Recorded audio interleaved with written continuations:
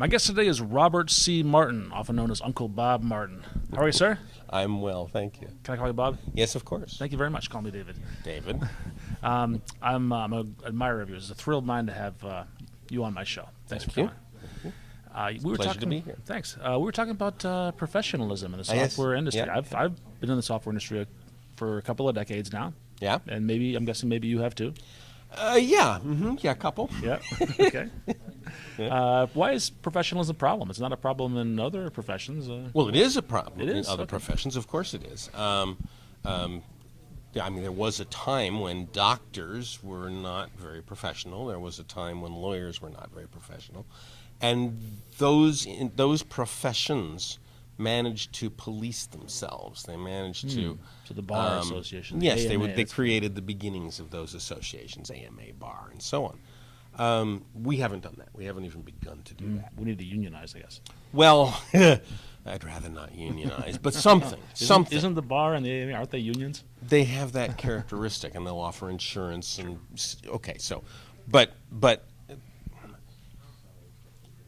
we as a profession have reached a level of influence in the society that is much greater than they had when those guys created their rules, when the doctors and the lawyers and the architects created their rules. We still are lacking those rules. Okay. And yet society depends upon us now for its existence. The normal person in the Western world interacts with software on a second-by-second basis. Sure. Whether they're driving their car or tapping on their phone or boiling something in the microwave oven or anything. Sure. The amount of software in the walls is enormous. Right. I've got 2 thermostats in my home that are Wi-Fi thermostats. How much software is running in the infrastructure around us? And it's an enormous amount. Yeah. We don't think of it because we take it for granted. We take it for granted. But here we are. We're the coders. We're the ones who make this work. We are the ones now who make our civilization work. Nothing works without software. And that software is, in general, not very well made. It's typically made by people who are underexperienced, who have no sense of basic standard professional ethics, who have no concept of a quality level that they have to maintain. Most programmers are driven by schedule and the need to appear to be moving fast. So you have the startup culture, which is a very diseased culture in my mind, where, well, time to market is everything, and you hire a bunch of 22-year-olds and you make them work 80 hours a week. And somehow you're going to get good stuff out of that. And, of course, you're not. Now, you and I have been in the business for a long time. How many programmers do you think there were in the world? When I started, that was 50 years ago. 50 years ago, I wrote my first line of code. How many programmers were there in the world? I don't know the number, but I know that the barriers to entry were a lot higher in those days because you couldn't buy a computer for $1,000 and put it in your basement. So the barrier to entry was enormous to have. You had to get hired. Yeah, you had to be hired by a big organization, and to get hired, you probably had to have an advanced degree. Well, that's very interesting. I was which hired. is not true today. I was hired by a client service bureau in 1969 at the age of 18. Having no degree, having nothing. Okay, and that was not atypical, even I think, knowing. Yeah, a little atypical, a little. Okay. But in my career, as I moved through my career, what I found was that employers were willing to hire programmers just because they said they were programmers. And if they could write a little code and you could test them at an interview, okay, you're hired. There was no requirement where I went for a degree, for any kind of lengthy experience. I never, from the age of 18 on, I never had trouble getting a job as a programmer. I see. I could get it. Now, how many programmers were there? Well, maybe there were a few thousand. Right. Okay, this would have been 62. Right. There were maybe a few thousand. There were fewer computers in those days. I think that was part of it. There were a few thousand computers. Right. Take that forward 10 years. 1972. We now have mini computers. We've got PDP-8s, maybe the beginnings of PDP-11s. How many programmers are there? And the number's probably 10 times as many because there were a lot more computers. Go to 82. Now we got microcomputers in the 80s, the 80s. You could buy one for your house. Now maybe we've got hundreds of thousands, maybe 1 million programmers in the world. How many are there today? Many, many. Many. I have a computer on my wrist right now. Yeah. Well, how many programmers Yeah. are there today? Right, and that number is probably in the order of several hundred million. Maybe 100 million, maybe 200 million. Depends on if you count the VBA programmers. But it doesn't matter. There's an awful lot of them. And if you plot that on a curve, you'll see that there's a doubling rate of about 5 years. Every 5 years, the number of programmers in the world doubles, which means that half the programmers in the world have less than 5 years' experience. And this has always been true. And will remain true as long as we're on that growth curve. It's hard to imagine another industry that happened in. Yes, exactly. So this industry exploded a lot faster than law or medicine, for example. Which leaves our industry in a state of perpetual inexperience. There are not enough guys like us who have been around the block a few times to teach the kids coming out of school, or not out of school, how to do real software, how to write software well. And so we wind up with massive amounts of code getting written that's very low quality code. So, case in point, healthcare.gov. An absolute disaster.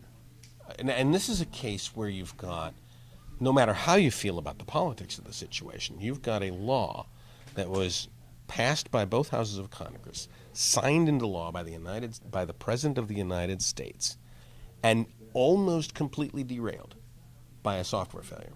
Right. And the response to that was, in the government, the response to that was a very serious consideration of appointing a cabinet position called the CTO of the United States of America, reporting to the president. Now, that role actually exists in government, but it's not a cabinet position. Right. They were going to elevate it to a cabinet position so that suddenly we would have the specter of government regulation upon the software industry. What's it going to take for that to click in? Well, you said the specter. That implies it's a bad thing. So, is it a bad thing? In your I opinion. believe it's inevitable Okay. that the software industry will be regulated. The question is whether we can get there before they do. We as an industry. can We as an self-regulate industry. ourselves. If we can define the rules, if we can define the standards and regulate ourselves the way doctors did, the way lawyers did, the way architects did, if we can do that before government gets there, then when government gets there, we can present them with our rules and they'll happily adopt them as they did with the doctors and the lawyers and the architects. If, on the other hand, they get there first, then they'll commission a team of some kind, and they will come up with the rules, and we will be told, what languages to use, and what processes to use, and what documents we have to write, and what sign-offs we have to get, and what courses we have to go to, and so on. And I think that would be a disaster. And all it's going to take for that to happen is one big enough bug. One bug, some poor software schmuck does one dumb thing and kills 10,000 people. And the politicians of the world will react as they should. There'll be harumphing all over the place. And they'll start to pass laws. And we'd better be there before they are. So that's kind of my hobby horse. Are we doing that right now? Are we at least? I think you've made it clear that we're not doing it well enough. Have we started that process? The process has begun. There's the Agile movement that began 15 years ago, which originally was about higher quality code, better quality software, better quality teams. It's been diluted a fair bit. Most people nowadays think it's a management scheme without the engineering excellence bound into it, which is very unfortunate. Right. It's also begun in the craftsmanship movement. We see lots of craftsmanship shops opening up, and they have a defined quality, a defined set of standards, a set of disciplines that they follow. Okay. Is that the craftsmanship movement in a nutshell? Is that organizations that have defined what they mean by quality? Well, the craftsmanship movement has done this. It has defined what it means by quality, at least to some What extent. is the craftsmanship movement? Just describe it for The craftsmanship movement is just a group of software developers who have created a document called the Software Craftsmanship Manifesto which defines a set of principles that they want to live their lives by, that they want to live their careers by, and they want to guide their careers. And in the midst of that, there's the notion of disciplines and standards. It's not perfectly well defined yet, but at least it's a good beginning. I think what we're going to be seeing over the years coming up are guilds forming, groups of developers that gather together and declare, put a stake in the ground and say, this is the way we write our software. We write tests, we pair program, we do these things that are disciplines that help us get things done well. And you might see several of these guilds popping up. And over time, what I hope happens is that software customers will start to go to those guilds. Say, well, I mean, those guilds do a better job than those over there. And we can begin to winnow out what the best practices are and what the best standards are. It's begun. We can see companies like that forming already. And I hope it continues that way. Otherwise, it's going to be jammed down our throat. Why isn't that happening today with consulting companies? There are some that write better software. Yes, than yes, others. They're more disciplined than others. And you would think the market would just shake out the bad ones. So that's where it is happening right now. Is in the consulting companies.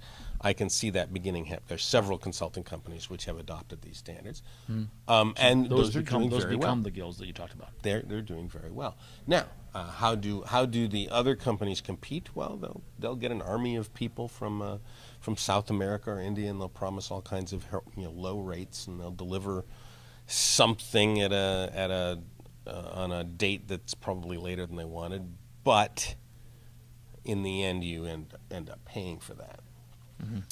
It's going to be a while before I think we shake through all of that. Sure. Cost is still a big factor among customers. Cost is a huge factor. And that's tends to slow those things down. Yeah. What we haven't recognized yet is that the higher quality is the lower cost. In the long run of this. Even in the short term. Okay. Yeah, even in the short term. Why? Because you wind up with a mess that you can't deploy. Okay. Right. But you don't know that until you deploy. I guess You that's don't the know that until you That's why deploy. And you have lots of promises, promises, and then delay.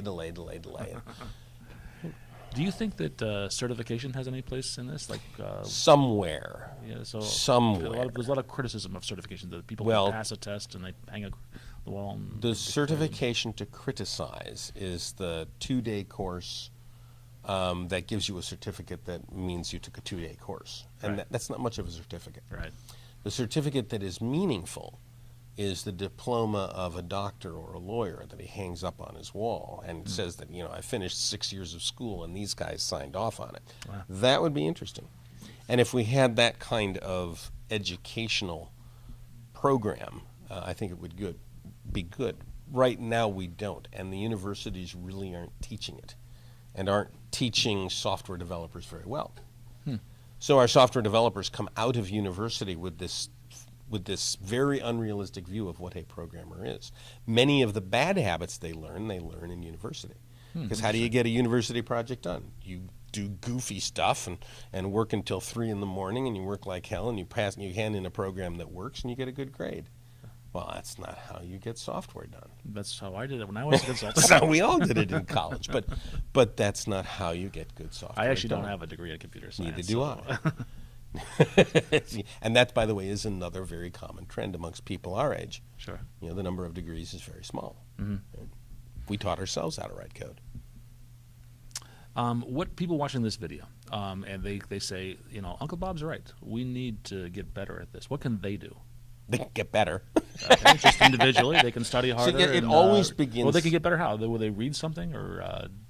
There's lots of books. Buy your books, right? There's lots of books you can buy. There's lots of videos you can watch. There's lots of websites you can read.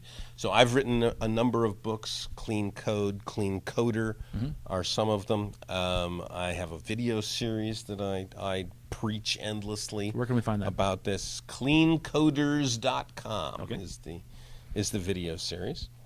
And there are other folks endlessly preaching on this topic. And so if you go to anything by Martin Fowler or Kent Beck or Corey Haynes or Brian Merrick or any of these guys who are very vocal on the issue of high professionalism in software.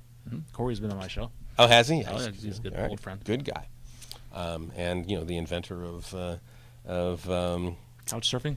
no, the the code retreats, right? Oh, the code he does yes, the code exactly, retreats yeah. around the world. He's very right? passionate Yeah, about yeah, that. Yeah. Global Day of Code Retreat. Yeah. Bob, thank you so much. Thank We you. Appreciate your time. Pleasure.